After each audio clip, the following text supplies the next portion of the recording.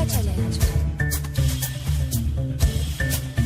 Développement, éducation, lutte contre les disparités, coexistence, le vivre ensemble, les ingrédients nécessaires à la sécurité en Afrique. C'est le challenge que devra relever le continent. Prospérité en toute sécurité.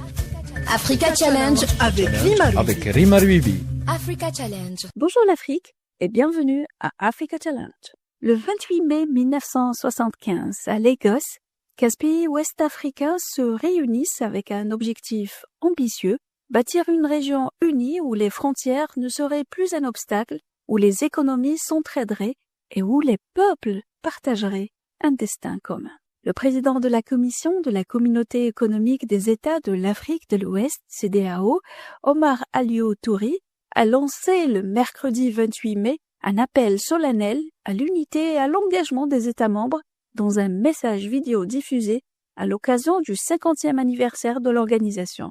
La CEDEAO représente bien plus qu'une institution. Elle incarne l'engagement de nos États à œuvrer ensemble pour la paix, le développement et le progrès partagé, a souligné le président de l'organisation régionale ouest-africaine et rapporté par des médias africains. Les experts reconnaissent que la CEDEAO a dépassé les attentes de ses pères fondateurs. Avec un PIB combiné de 630 milliards de dollars, l'organisation est aujourd'hui la 21e économie mondiale. Elle ambitionne à être une région sans frontières où les citoyens bénéficient de la libre circulation, d'un meilleur accès aux ressources, à l'éducation et aux soins de santé, ainsi que d'opportunités économiques dans un environnement pacifique et sécurisé. Mais, oui, il y a tout de même un mais, car tout n'est pas rose dans la dynamique de l'intégration régionale. Ces dernières années, la CEDEAO traverse une crise qui fait trembler ses fondations. Vous avez forcément suivi l'actualité sur les ondes de notre radio Ifriqiya FM, n'est-ce pas? Et vous savez que le Mali, le Burkina Faso et le Niger ont claqué la porte de la CEDEAO. Ces trois pays en proie à des crises sécuritaires et politiques reprochent à l'organisation son incapacité à les soutenir face au terrorisme et à l'instabilité.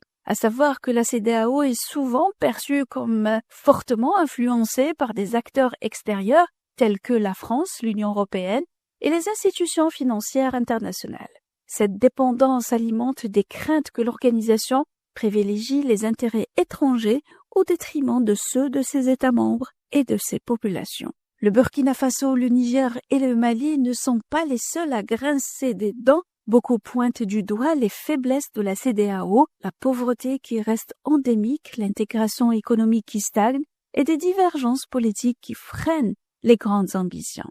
Alors, 50 ans après, quel avenir, quel challenge la CEDEAO doit relever? L'organisation a survécu à des tempêtes, mais aujourd'hui elle doit faire plus que survivre, elle doit se réinventer, réformer sa gouvernance, écouter davantage les populations et surtout répondre aux crises qui secouent la région. À 50 ans, la CEDEAO a l'âge de la maturité, c'est le moment de faire des choix, de transformer les critiques en opportunités, de relever les défis économiques et de remettre les citoyens au cœur du projet. L'Afrique de l'Ouest mérite une CEDEAO à la hauteur de ses rêves. Alors, l'organisation saura-t-elle relever le défi?